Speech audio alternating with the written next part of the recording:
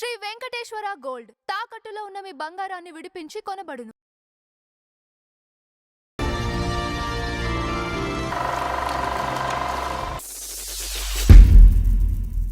ఎంజీఆర్ తోటండి కన్నెత్తాయి, చంద్రోదయం అనే 2 సినిమాలు తీసేది. అంటే ఇక వరుసగా జయలలిత ఎంటర్ అయిపోయింది. అంటే రాను రాను ఏమైపోయింది, ఒక హీరోయిన్ వెనకాల మంజుల, వీళ్ళందరితోటి ఇప్పుడు ఎంజీఆర్ తోటి కనెక్ట్ అయితే ఇక వరుస సినిమాలు ఆడనే పెట్టుకుంటాడు ఆయన. అంటే ఆయన ఇక అర్థమైంది ఉంటుంది వాళ్ళకి. అర్థమైందంటే లత, మంజుల, బి సరోజ, ఇక సావిత్రి గారు కూడా 2 పిక్చర్లు చేశారు. ఏమండి ఇలాగా వరుస చేస్తే బి సరోజ గారిని పక్కన నెట్టి జయలలిత ఎంటర్ అయిపోయింది ఆ ప్లేస్లోకి. ఇక ఎంజీఆర్తో ఏదైతే నిర్మాసం టర్నింగ్ పాయింట్ అయిపోయింది జయలలిత క్యారెక్టర్కి. ఇక చదువు, ఏ చదువు అయితే చదువుకుందాం అనుకుంటే ఎంజీఆర్తో సినిమాల తర్వాత ఇక చదువు వెనకబడిపోయింది. డబ్బులు వస్తున్నాయి, క్రేజీ కాంబినేషన్ అయిపోయింది, సినిమాల మీద సినిమాలు వచ్చేస్తున్నాయి ఎంజీఆర్ తోటి. ఈవిడ ఇలా కాదని సంజయ్ గారు ఏమనుకున్నారంటే, ఇలా కాదని చెప్పేసి ఈవిడ ఒంటరిగా ఉంది కదండి, పిఏపిలో ఎక్కువ సినిమాలు చేసింది ఈవిడ. పిఏపి అంటే ప్రసాద్ ఆర్ట్ పిక్చర్స్, అనుమూల వెంకట సుబ్బారావు గారి దాంట్లో ఎక్కువ సినిమాలు, ఈవిడ కులగోత్రాల దగ్గర నుంచి భార్యాభర్తలు ఈ సినిమాలన్నింటిలో కూడా సంజయ్ గారు ఎక్కువ క్యారెక్టర్లు వేశారు. ఆయన సపోర్టే కదా ఒక ఆయన క్యారెక్టర్లు వేసినప్పుడు ఆయనతోటి సహజీవనం కూడా చేశారు. సుబ్బారావు గారు కదా, అనుమూల వెంకట సుబ్బారావు గారు. ఏమండి ఆయనదో ఒక చరిత్ర మనం మాట్లాడుకున్నాం. ఏమండి చేసినప్పుడు ఈవిడికి ఏం కోరికంటే తెలుగులో పెద్ద హీరోలతో చేయించాలని ఈవిడికి సంజయ్ గారికి అప్పుడు ఆయన దగ్గర వ్యక్తపరిచింది. ఇచ్చేసినప్పుడు ఆ కాంటాక్ట్లో ఉన్నప్పుడు ఆవిడ దగ్గర వ్యక్తపరిస్తే ఆయన ఏం చేశాడు, ధైర్యంగా అక్కినేని నాగేశ్వరరావుతో పక్కనే వేశాడు. ఈవిడికి 16 ఏళ్ళు అప్పుడు, ఆయనకి దాదాపుగా 40 ఏళ్ళు, 64 అంటే 24, 64, 40 ఏళ్ళు వయసు ఆయన. 64లో హీరోయిన్గా వేసింది. అందులో స్విమ్ సూట్ వేసింది ఫస్ట్ ఆఫ్ ఇట్స్ కైండ్. ఇక నిర్మాతలు మొత్తం వెంటపడ్డారు జయలలిత వెనకాల. ఇక ఆయన అనుమూల వెంకట సుబ్బారావు గారే 6 పిక్చర్లు 7 పిక్చర్లు నాగేశ్వరరావుతో తీశారు. బ్రహ్మచారి, ఏమండి భార్య బిడ్డలు, ఆదర్శ కుటుంబం, ఇలాగ వరుస చిత్రాలు. తర్వాత అక్కడి నుంచి జగపతి రాజేంద్ర ప్రసాద్ గారు అదృష్టవంతులు, అయ్యయ్యో బ్రహ్మయ్య. తర్వాత నవరాత్రిలో ఒక క్యారెక్టర్ వేసింది, హాస్పిటల్ క్యారెక్టర్. ఇక రామారావు గారితో అయితే 12 సినిమాల్లో చేసిందండి. కదలడు వదలడు, చెక్కడు దొరకడు, గండికోట రహస్యం, గోపాలుడు భూపాలుడు, తర్వాత బాగ్దాద్ దొంగ రహస్యం, ఇలాగా శ్రీకృష్ణ విజయం, శ్రీకృష్ణ సత్య, ఇలాంటి సినిమాలు దాదాపుగా 12 సినిమాల్లో చేసిందండి ఈవిడ. నిలువు దోపిడి, ఇది ఇలాగా 12 సినిమాల్లో ఎన్టీఆర్తో చేసింది. దాదాపుగా 7 స్టార్ట్ చేసింది అక్కినేని నాగేశ్వరరావు. ఇలాగ తర్వాత చలంగారితో కూడా చేసింది ఒక సినిమాలో. పద్మనాభం గారు శ్రీరామ కథలో కూడా చేసింది ఈవిడ. ఏమండి కృష్ణ గారితో గూఢాచార 116 అనే సినిమాతో సహా ఇంకో 2-3 పిక్చర్లు చేసింది. గూఢాచార 116 గుర్తునే ఉంటుంది అందరికి. ఏమండి ఇలాగా సోమన్ బాబు గారితో సినిమా వచ్చినప్పుడు సంజయ్ గారు రిజెక్ట్ చేశారు. కొత్త వాళ్ళతో చేయమన్నారు. సోమన్ బాబు గారు రిజెక్ట్ చేసింది ఆవిడ. ఆయన కూడా బిగినింగ్ అయి ఉంటుంది ఎంజీఆర్. ఆయన బిగినింగ్ డేస్ అందుకనే. ఎందుకంటే అప్పుడు కూడా ఇంకా అప్కమింగ్ హీరోస్గా చేస్తున్నారు. ఆయన సొంత పిక్చర్లు తీసే వరకు ఆయనకి అంత పెద్ద, ఆయన సొంత పిక్చర్లు తీశాడు, ఇది కాదని. ఉలగం చుట్టర్ వాలిబన్ను ఇలాంటి సినిమాలు తీసిన తర్వాత ఆయన గ్రేడ్ పెరిగిపోయింది బాగా. తర్వాత హీరోయిన్స్ బాగా అడ్వాంటేజ్ అండి ఆయనకి. ఏ హీరోయిన్ వదిలిపెట్టలేదు సార్ ఆయన. ఇంకా అంతకంటే దాన్ని బట్టి అర్థం చేసుకోండి. తన కంట్రోల్లోనే ఉండాలి, తన మాట వినాలి. అలా చేసుకున్నాడు ఆయన ఎంజీఆర్ గారు. అంటే ఒక్కొక్కరికి ఒక్కొక్క ఇది ఉంటుందండి. ఏమండి ఇది అయిన తర్వాత ఇన్ని సినిమాలు చేశారు. తెలుగులో పాపులర్ హీరోయిన్ అయిపోయింది ఆవిడ. ఇప్పుడు సంజయ్ గారికి తృప్తి అంటే చదువు వెనకాల వెళ్ళిపోయింది బాగా. బట్ ఇంగ్లీష్ మాట్లాడడంలో కానీ, కాన్వెంట్ చదువులో కానీ ఆవిడ నంబర్ 1 ఈవిడ. ఎంజీఆర్కి కూడా తర్వాత తెలిసింది, ఇప్పుడు తెలియలేదండి. ఎంజీఆర్తో తర్వాత సినిమాల్లో తెలిసింది. ఇప్పుడు ఈ తెలుగులో వీర వ్యవహారం చేసేసిన తర్వాత సంజయ్ గారికి అనారోగ్యం వచ్చింది 1971లో. ఈ లోపలనే ఏం చేయాలనుకున్నారంటే, అనారోగ్యం వచ్చి మరణించారు. తల్లి చనిపోయింది. తల్లి చనిపోయిన తర్వాత జయలలిత తన మీద తను ఆధారపడకుండా తల్లి మీద ఆధారపడింది మొత్తం. ఏది ఎంత మాట్లాడిందో తెలియదు, ప్రొడ్యూసర్స్ తోటి ఏం మాట్లాడిందో తెలియదు, ఏం అడ్వాన్స్లు ఇచ్చారో తెలియదు, ఏ బ్యాంకుల్లో అమౌంట్ ఉందో తెలియదు, ఏ చెక్కులు ఉన్నాయో కూడా చెక్కుల మీద సంతకం కూడా తన సంతకం పెట్టదు, అంతా వాళ్ళు చేసుకునేవాళ్ళు. ఈ సంజయ్ గారు బాగున్నప్పుడే టీ నగర్లో పోస్ట్ ఆఫీస్ పక్కనే మెయిన్ రోడ్ అండి, అది పోయస్ గార్డెన్ దగ్గర ఒక స్థలం ఇంటితో సహా అమ్మకానికి వచ్చింది, సెకండ్ హ్యాండ్, 2400 చదరపు గజాల ఇల్లు ఎంత అది. అప్పుడు ఎంత అనుకుంటున్నారు, 1,32,000. ఇప్పుడు కొన్ని 100 కోట్లు వచ్చింది ఆ టైంకి. అది ఎక్కువ ఇచ్చి కొనేసి రిజిస్ట్రేషన్ చేశారు. రిజిస్ట్రేషన్ చేసేసి తల్లి ఎంత అసలు ఈవిడ డబ్బు గురించి ఆలోచించడం కానీ ఇది కానీ ఆవిడకి ఏం కావాలో చూసుకోవడం తప్ప తల్లే ఆలోచించింది. కనీసం ఏ బ్యాంకులో ఎంత ఉందో కూడా తెలియదు తండ్రి చనిపోయేదానికి. ఆ తర్వాత తల్లి చనిపోయింది, 47వ ఏటే చనిపోయింది. ఎవరో సంజయ్ గారు. అంటే ఒక విధంగా ఏదో అంటే చాలా కష్టపడిందండి పిల్లల కోసం. తల్లులు ఎందుకు కష్టపడతారో ఎందుకు ఇది అవుతారో వాళ్ళ ఆరోగ్యాలు కూడా లెక్క చేయకుండా కష్టపడతారు కాబట్టి ఇలా సడన్గా డెత్ అవుతారు. దీన్ని బట్టి అర్థమైంది నాకు. సంజయ్ గారు ఆరోగ్యం కొంచెం అంటే హెవీ బాడీ ఉండేది బాగా దీనివల్ల అనారోగ్యం వచ్చి కొంచెం ఆవిడ 47వ ఏట చనిపోయారు. చనిపోయిన తర్వాత ఒక్కసారిగా అంధకార బంధనం అయిపోయింది. ఎవరికి? జయలలితకి. ఒక పక్కన ఎవరు లేరు, అన్నయ్య కూడా అంత ఉపయోగం లేదు, సపోర్ట్ లేదు, ఎవరి జీవితం వాళ్ళు. అన్నయ్య జీవితాన్ని కూడా ఈవిడే సెట్ చేయాల్సి వచ్చింది. ఇప్పుడు అన్నయ్యకి ఆధారం లేదు, చదివేదో చెప్పే ఆధారం లేదు. ఇలాంటి పరిస్థితుల్లో ఉండగా చాలా డల్గా ఉంటుంది, గడుపుతుంది. ఈ ప్రాపర్టీ ఉంది కదా, గృహప్రవేశం చేయలేదు, కొన్నది అలా వదిలేసింది. డిప్రెషన్లోకి వెళ్ళిపోయి చేస్తే అప్పుడు పక్కన ఉన్న వాళ్ళందరూ బంధువులు కానీ ఆర్టిస్టులు కానీ, ఇప్పుడు శివాజీ గారు లాంటి ఎవరైనా సినిమాలు యాక్ట్ చేసినప్పుడు ఎంజీఆర్ గారు కానివ్వండి, వీళ్ళందరూ సలహా ఇచ్చారు, ఇలాగా కరెక్ట్ కాదు, నీ తల్లి నీ కోసం ఎంత కష్టపడి ఇచ్చేసింది, ఆవిడ ఆశయం అది, నువ్వు ఆ ఇంట్లో ఉండాలి, పోయస్ గార్డెన్లో అలాంటి ఇంట్లో ఉండాలని. నువ్వు మరి ఇప్పుడు దాన్ని వదిలేసి నువ్వు కూర్చుంటే మీ తల్లి ఆత్మ సంతోషిస్తుందా, ఆలోచించి ఒకసారి అని చెప్పి జయలలితని ఇన్స్టిగేట్ చేశారు. చేయాలి నువ్వు, మీ తల్లి కోరిక తీర్చడం, మీ తల్లి కొనిపెట్టినది, తల్లికి రిజిస్ట్రేషన్ చేయించింది, అంచేత మీ తల్లి కోరిక ప్రకారమైన ఆ తల్లి ఆత్మ అక్కడ తిరుగుతూ ఉంటుంది, నువ్వు ఆ ఇంట్లో ఉండాలి, ఆ ఇంట్లో ఉండడం అనేది ఆవిడ ఆశయం, అలా ఉండాలని చెప్తే అప్పుడు ఏం చేసిందంటే మొత్తం పెయింట్లు వేయించి ఇల్లు చక్కగా తయారు చేసి, ఇప్పుడు ఎలా ఉందో అలాగా తయారు చేసి ఖర్చు పెట్టి, డబ్బులు ఉన్నాయి కదా, ఖర్చు పెట్టి పెయింట్లు వేసేసింది. గృహప్రవేశం బ్రహ్మాండంగా చేసింది. మొత్తం ఫుల్ ఇండస్ట్రీని పిలిచి వేద నిలయం అని పేరు పెట్టింది. ఆవిడ పేరు వేదవల్లి, సంజయ్ గారి ఒరిజినల్ పేరు వేదవల్లి. వేద నిలయం అని పేరు పెట్టి తల్లికి ఇదిగా స్మృతిచక్రంగా ఆ ఇంటిని వేద నిలయం, ఇప్పటికీ వేద నిలయం అది. ఏమండి అలా చేసి ఇండస్ట్రీ మొత్తాన్ని పిలిచి చిట్టుబాబు వీణ కచేరీ పెట్టింది. వీణ కచేరీ పెట్టి బ్రహ్మాండంగా ఇల్లు ఓపెనింగ్ చేసింది. ఆ తర్వాత అన్నయ్యని పిలిచింది, జయకుమార్ని పిలిచి పెళ్లి చేసింది ఆ ఇంట్లోనే. విజయలక్ష్మి అనే అమ్మాయితో పెళ్లి చేసింది. పెళ్లి చేసిన తర్వాత ఆ ఇంట్లో కొంతకాలం ఉండమన్నారు. ఈ పరిస్థితుల్లో ఉండగా శోభన్ బాబుతో ఒక అవకాశం వచ్చింది. శోభన్ బాబుతో తమ్మారెడ్డి కృష్ణమూర్తి గారు జయలలితని హీరోయిన్గా పెట్టి సినిమా చేయాలి, ఇంతవరకు శోభన్ బాబుతో చేయలే. ఫస్ట్ టైం వస్తే సంజయ్ వద్దంది. అవును, ఆ కొత్త వాళ్ళతో ఇచ్చేదంటే ఎంజీఆర్తో వీళ్ళతో చేసేటప్పటికి శోభన్ బాబు చాలా లీడ్గా ఇచ్చాడు. ఆ శోభన్ బాబు ఏం ఆలోచిస్తున్నాడు, అలాంటి హీరోయిన్తో చేస్తే నాకు అదృష్టం అనుకుంటున్నాడు అప్పట్లో. ఆయన అప్పట్లో నిజంగా ఏమండి ఆ వచ్చినప్పుడు శోభన్ బాబుతో ఇప్పుడు తమ్మారెడ్డి కృష్ణమూర్తి గారు ఒక నాగేశ్వరరావుతో సినిమాలు తీస్తున్నారు కాబట్టి ఆయన ఒప్పుకుంది ఆవిడ.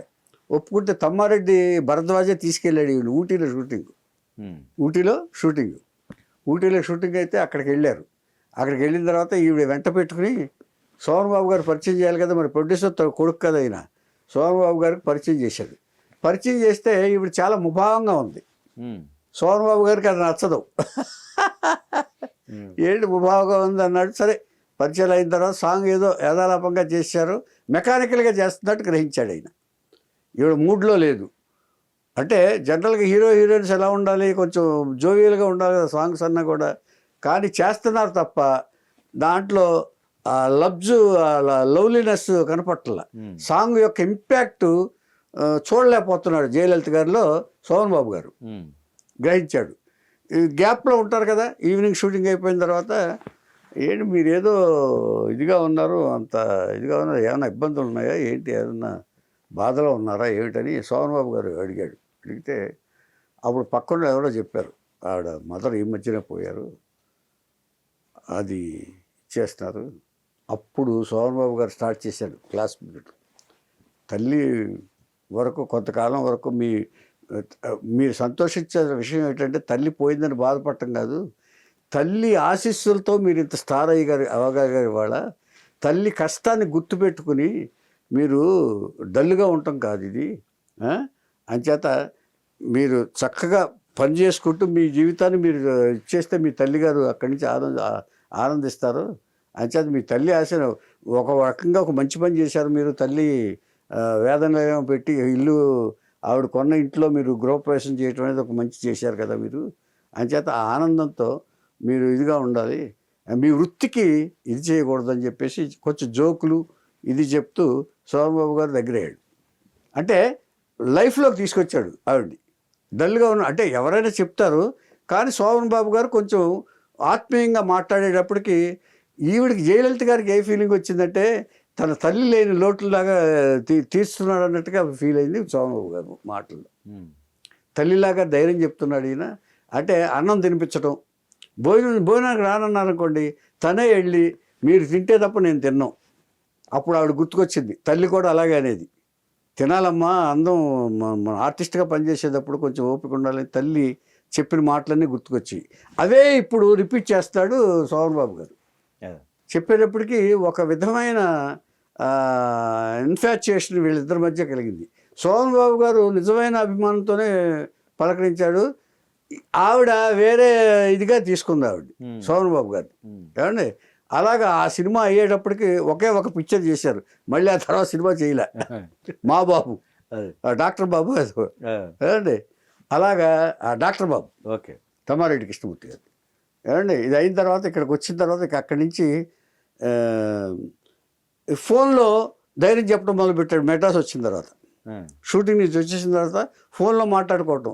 ఒకవేళ మాట్లాడకపోతే, ఏ రోజైనా మాట్లాడకపోతే ఏదో లోటుగా అనిపించేది. మనం సినిమాలో చూపిస్తాం కదా, అలాగా ఈవిడ ఫోన్ చేయటం, ఈవిడ ఎలా ఉన్నారని ఆయన ఫోన్ చేయటం, అలాగా వీళ్ళిద్దరి మధ్య ఒక అండర్స్టాండింగ్ వచ్చేసి ఒకళ్ళంటే ఒకళ్ళకి ఇష్టం అని చెప్పి ఒకళ్ళు ఎక్స్ప్రెస్ చేసుకున్నారు.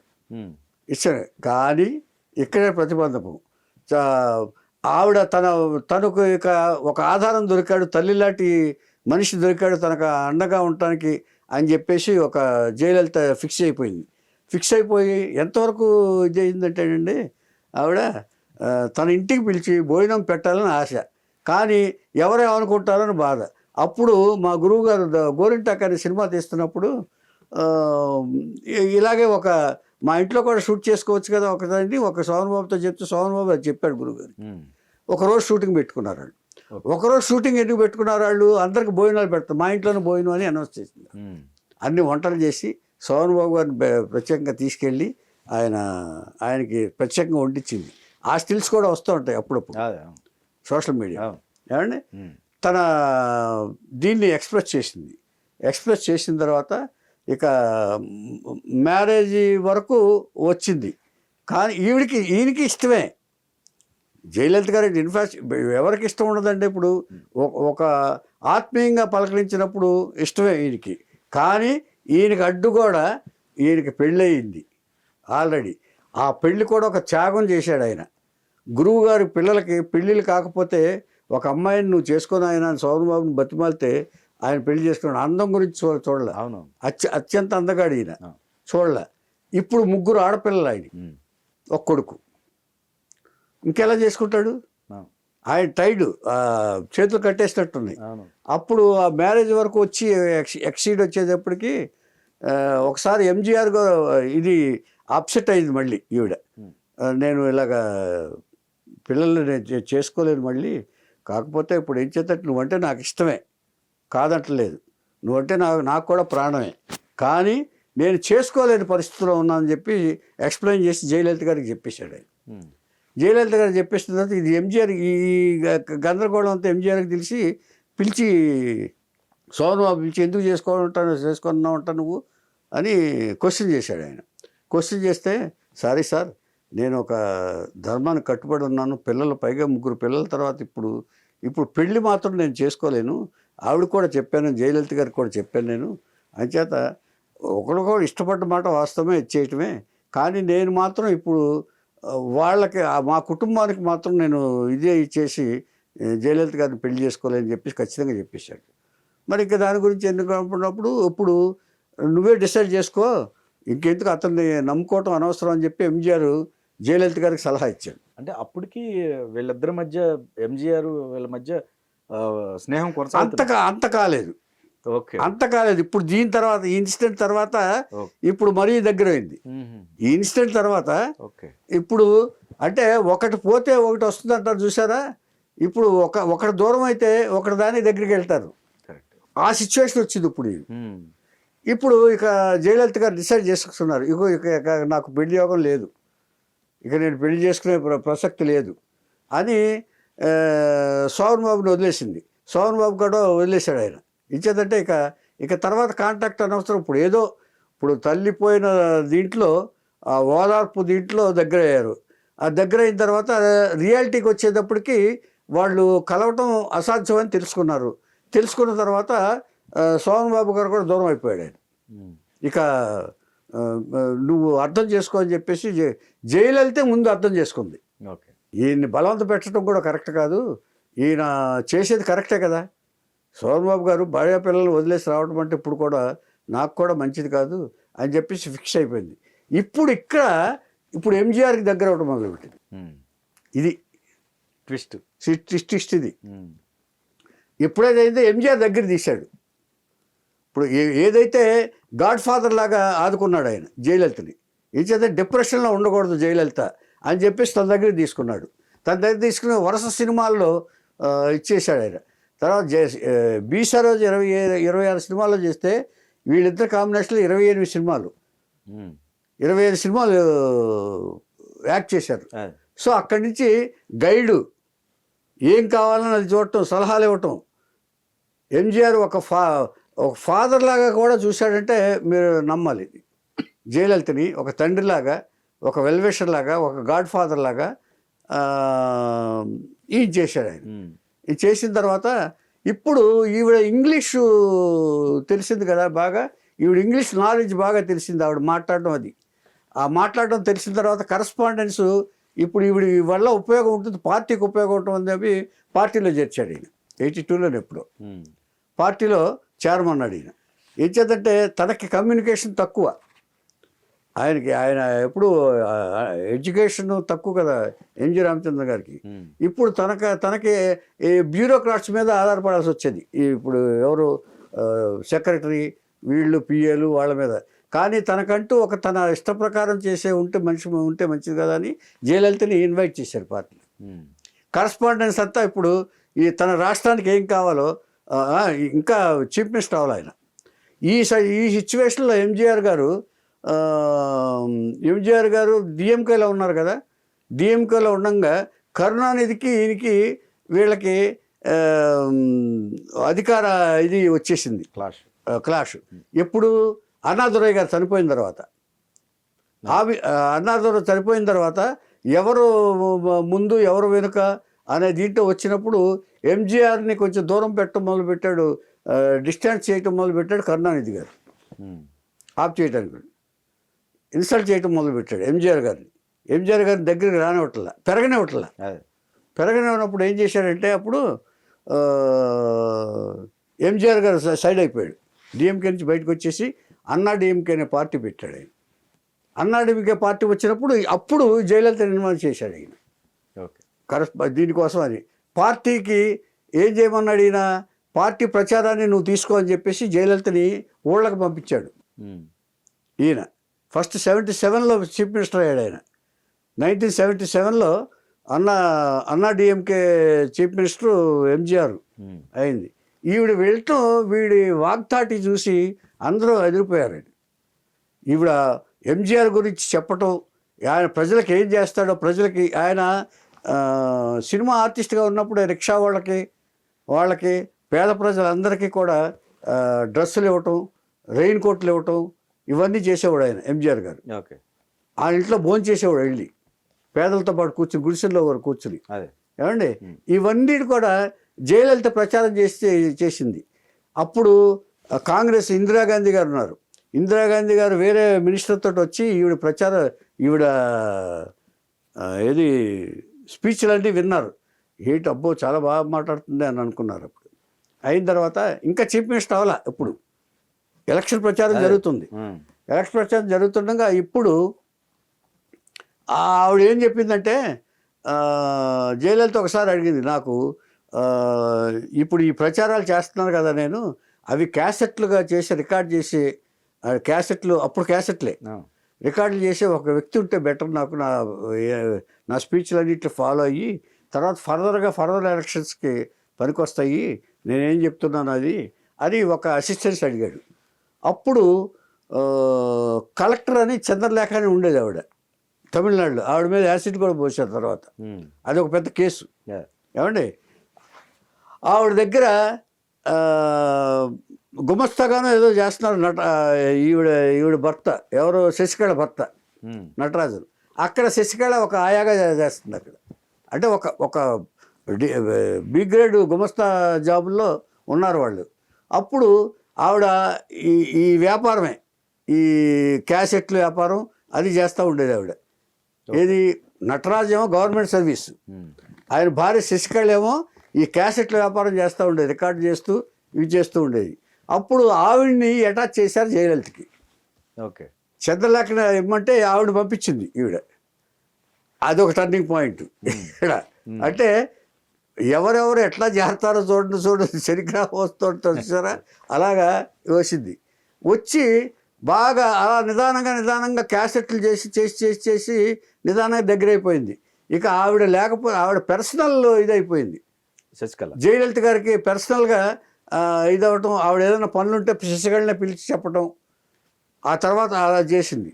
అది అయిన తర్వాత అక్కడి నుంచి ఈ 77లో బాగా ఆయన గెలిచాడు. ఎంజీఆర్ గెలిచి చీఫ్ మినిస్టర్ అయ్యాడు.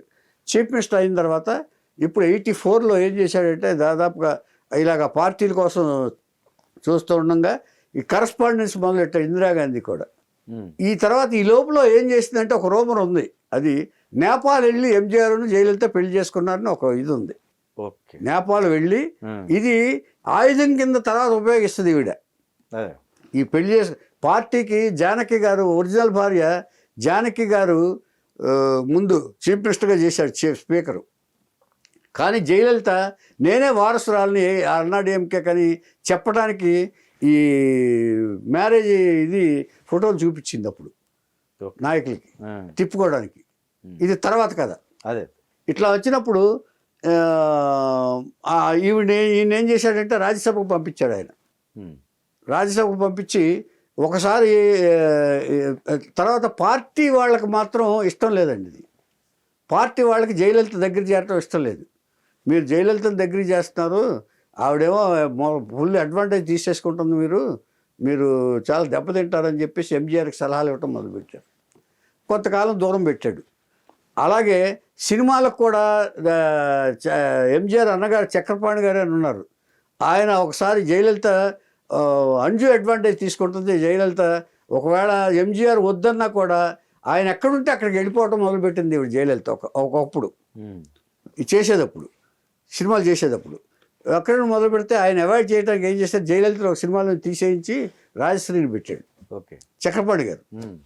సో ఆయన కూడా వద్దన్నాడు, దూరంగా ఉండమన్నాడు. దూరంగా ఉండమని కొంతకాలం అవాయిడ్ చేశాడు. కొంతకాలం అవాయిడ్ చేసి ఇది మైండ్లో పెట్టుకుంది ఆవిడ. ఆ తర్వాత చేస్తుంది. ఏమండి, ఆ తర్వాత ఈవిడ కరస్పాండెన్స్, ఇంగ్లీష్ కరస్పాండెన్స్ బాగా ఉపయోగపడింది ఎంజీఆర్ గారికి.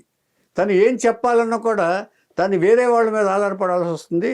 తన మనిషి అంటూ ఉంటే ఈ బాగుంటుంది కదా. ఇందిరాగాంధీ గారికి నా రాష్ట్రానికి ఇది కావాలి, నా రాష్ట్రానికి కావాలని చెప్పేసి ఏం చేశాడు, ఆఖరికి ఆయన 83లో 84లోనూ రాజ్యసభ మెంబర్ చేసి అక్కడ పంపించాడు. మన రాష్ట్రం గురించి బాగా ఫైట్ చేయమని. అక్కడ పంపించిన తర్వాత రాజ్యసభ పంపించిన తర్వాత అక్కడ ఇందిరాగాంధీయే స్పెషల్గా ఈవిడ్ని ఇన్వైట్ చేసి చాలా గౌరవం ఇచ్చింది అక్కడ. ఇది తెలిసింది ఎంజీఆర్కి. మళ్ళీ ఆ తర్వాత కొంతకాలం మళ్ళీ దూరం పెట్టాడు ఆయన. అంటే ఈ తెలిసినప్పుడల్లా ఇందిరాగాంధీకి మేము ఇద్దరం చాలా క్లోజు అని చెప్పడం, అది అడ్వాంటేజ్ తీసుకుంటారు చూసారా. ఇలాంటివన్నీ అక్కడ ప్రయోగిస్తున్నాడు. ఒక లెటర్ కూడా రాసింది, మేమిద్దరం చాలా క్లోజ్, నెక్స్ట్ లీడర్ నేనే అన్నట్టుగా ఇందిరాగాంధీ ఇది చెప్పిందని వార్తలు వచ్చినాయి. ఇక్కడ వచ్చిన తర్వాత కొంతకాలం మాట్లాడలేదు ఆయన. మాట్లాడకపోయినా మళ్ళీ అవసరం వచ్చింది ఆయనకి, తప్పదు. అంటే ఒకసారి ఇదే అయిపోదా చూశారంటారా. అలాగా జయలలితని దగ్గరికి తీసుకుని మళ్ళీ పిలిచి, ఒకవేళ ఇదిగిపోయినా మళ్ళీ పిలిచి ఆయన పార్టీలో చేర్చుకుని యాక్టివ్ చేశాడు ఆయన. ప్రచార కార్యదర్శిగా చేసి ఒక పోస్ట్ ఇచ్చాడు ఆయన.